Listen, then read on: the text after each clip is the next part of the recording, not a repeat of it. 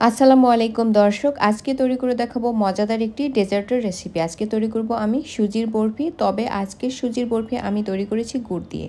কিভাবে তৈরি করেছি সেটি জানার জন্য পুরো ভিডিওটি দেখার অনুরোধ থাকলো।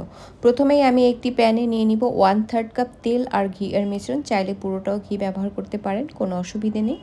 যখন ঘিটা পুরোপুরি গলে যাবে ওই পর্যায়ে আমি 1 কাপ সুজি দিয়ে তারপরে অল্প আছে প্রায় 5 থেকে 6 মিনিটের মতো ভেজে নিব। আর সুজিটা ভাজা হয়ে গেলে কিন্তু নিচের সাইডটা একটু সাদা রং ধারণ করবে। আপনারা দেখলেই বুঝতে পারবেন যে সুজিটা ভাজা হয়েছে কিনা।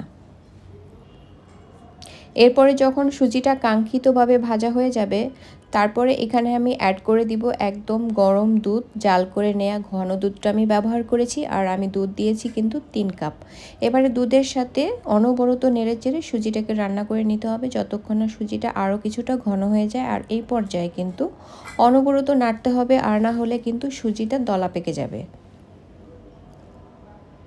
চুলার আঁচ মিডিয়ামের থেকে একটু অল্পতে রেখে তারপরে এই কাজটা করতে হবে। তো কিছুক্ষণ পরে কিন্তু সুজিটা অনেকটাই ঘন হয়ে যাবে। ওই পর্যায়ে এখানে আমি অ্যাড করে দিব গুড়। আর আমি খেজুর গুড় ব্যবহার করছি, আর খেজুর গুড়টা কিন্তু গলানো ছিল। আর খেজুর গুড় নিয়েছি আমি 1 কাপ। মিষ্টির পরিমাণ যে যার পছন্দ অনুযায়ী ব্যবহার করবেন। আপনারা চাইলে কিন্তু গুড়ের পরিবর্তে চিনি দিয়েও একই প্রসেসে এই বরফিটাকে তৈরি করে নিতে পারেন, কোনো অসুবিধে নেই। তো এখন গুড় দেওয়ার পরে গুড়ের সাথে সুজিটাকে বেশ ভালো করে মিশিয়ে নিব, এবং ফাঁকে আমি পরিমাণ মতো লবণও কিন্তু ব্যবহার করেছি। এতে করে কিন্তু বরফির স্বাদটা অনেকটাই ভালো আসে। যখন মিশ্রণটা অনেকটা ঘন হয়ে যাবে ওই পর্যায়ে অ্যাড করে দিব গুঁড়া দুধ। আর আমি গুঁড়ো দুধ ব্যবহার করেছি আধা কাপ।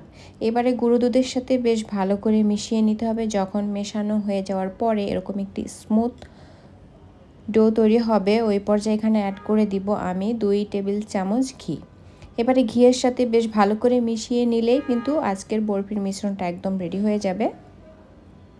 আর শেষের দিকে কিন্তু বরফির মিশ্রণটা আর প্যানের সাথে লাগবে না। আপনারা দেখলেই বুঝতে পারবেন এটি বরফি তৈরির জন্য প্রিপেয়ার হয়েছে কিনা। ওই পর্যায়ে এগুলোকে নামিয়ে যে মোল্ডে সেট করে নিব সেই মোল্ডে এটাকে সেট করতে হবে। তো সেট করার পূর্বে আমি কিছু পেস্তা বাদাম আর কাঠবাদাম কুচি কিন্তু নিচে ছড়িয়ে দিয়েছিলাম। এতে করে উপরের সাইডটা কিন্তু দেখতে সুন্দর লাগবে। এখন আমি একটি স্প্যাচুলা দিয়ে চেপে চেপে তারপরে বরফিটাকে সেট করে নিব।